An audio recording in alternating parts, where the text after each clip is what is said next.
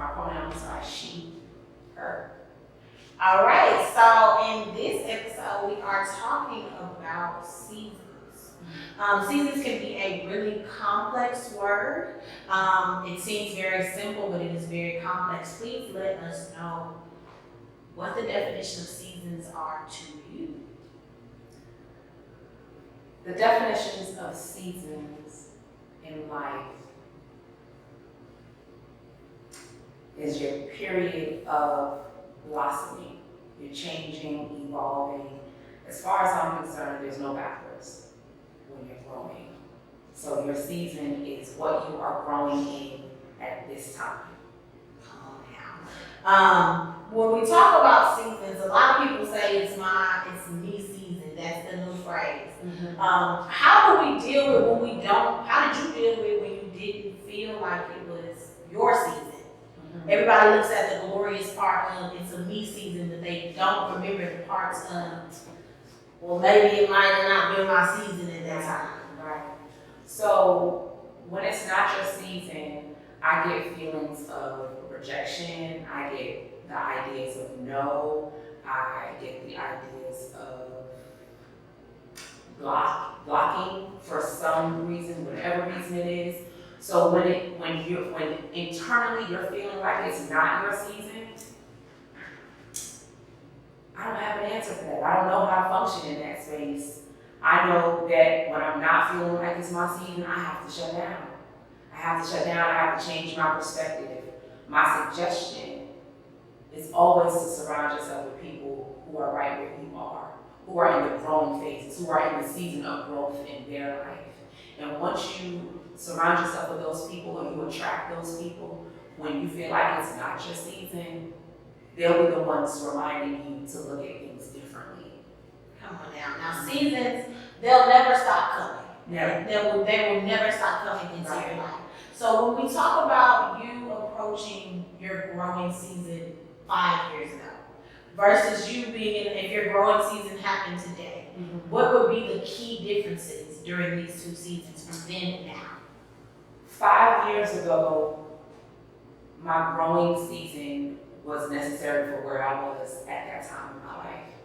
So much has transpired over the last 5 years that it's like I hit the season, I keep going, I don't remember. It's important for me not to remember, because if there's ever a time when the season is so good, I'll want to go backwards. Or let me go back to the time when, instead of how can I recreate the success that I had at that season, how can I recreate that now? And so I think it's more so about remembering your habits, not necessarily who you were at the time or where you were coming from, but what habits did you implement to cause that change, to catapult your growth in that season? What did you do? So if working out is your thing, it's not so much let me go back to being that small again, or let me go back to being that size again. It's more so, let me remember what I did that put me in that position, and then add on to it, expound on it with the things that I have learned in my life now. Now that was a beautiful answer, and you touched on people basically reverting back to what they used to do when they are stagnant in their seasons. However, we both know that there are seasons where you are just supposed to stay still. Correct. And stay put. What advice do you have for those people who are really having a real hard problem just staying still in that season? I would say to those people struggling to stay still is to be patient with yourself. We're stubborn people. We're stubborn just in our genetic makeup. We want what we want, and we want it now. And so at the time when you know if the calling on your life in that season is to sit still, be patient with yourself, encourage yourself to remember, okay, I'm doing too much. When you get overwhelmed, I'm doing too much, let me sit for a minute. Because the universe has a way of reminding you that you need to be still. And so There's gonna come those times when you're doing 50 million things in one day, and then all of a sudden, things or challenges or adversities outside of your control force you to sit. And so in those moments, it's pushing yourself to remember that things are happening for you, not to you. And I think that would help for people who need to be still, is to remember that whatever happens that you had no control over, you had a big thing planned and then it rained.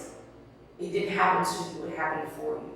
There's so much that could have been avoided that day. You don't know what could have happened. That's why you needed to sit still.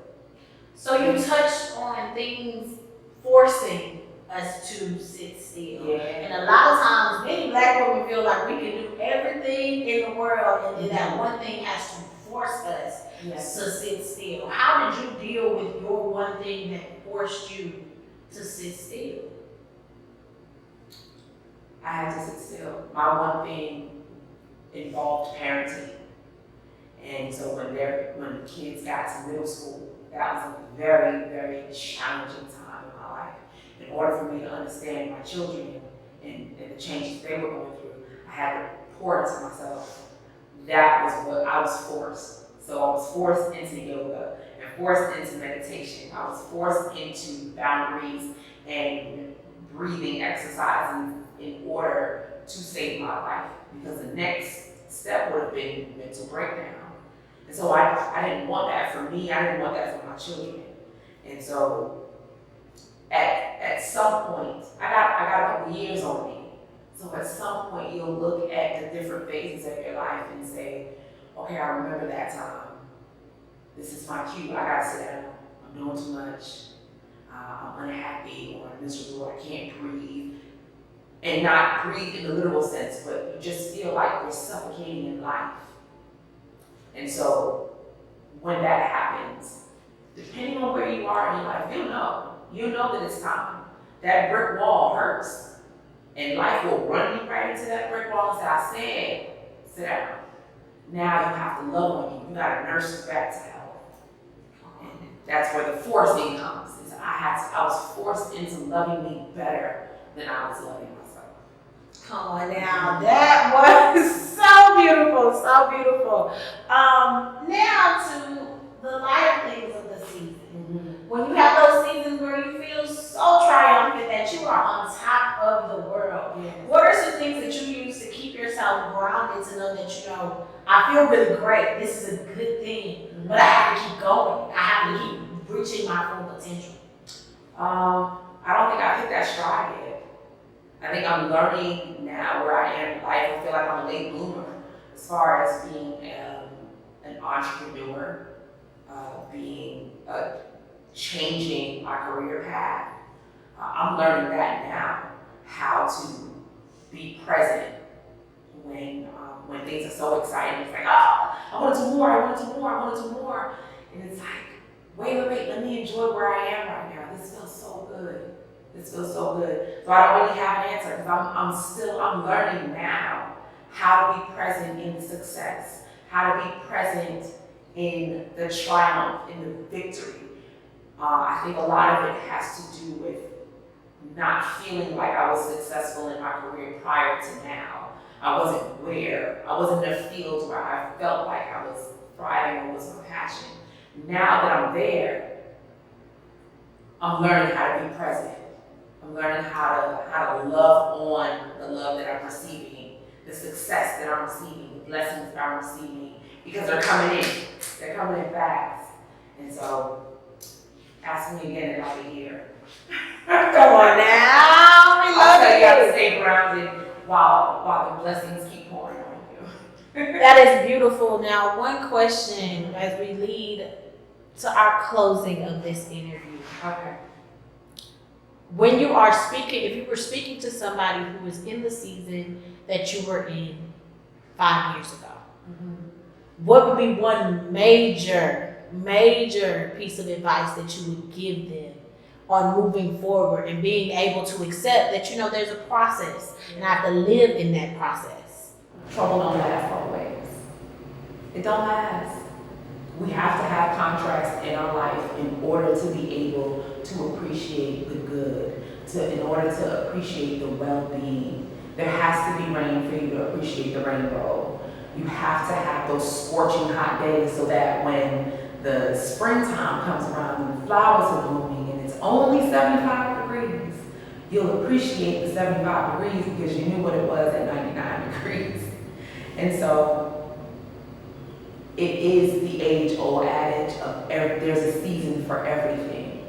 And so if you're in a season where it doesn't seem as flourishing, just be patient. It's coming. It's right around the corner. And remembering that these things are happening for you, not to you.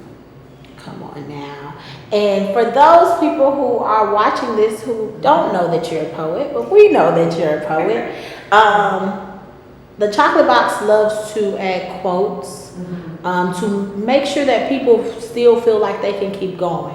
So in the season that you're in, what is something that you came up with that you live by that you can share for all of the rest of the audience going forward?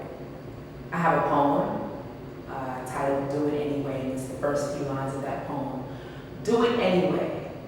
Bet on you. Believe that there's only one you, and your creator told you to make moves, and baby, you got the juice. That's it. That's what I live by. Do it anyway. Bet on you. Believe that there's only one you, and your creator told you to make moves, and baby, you got the juice. Remembering that my creator created me for a purpose. I have a purpose in this life.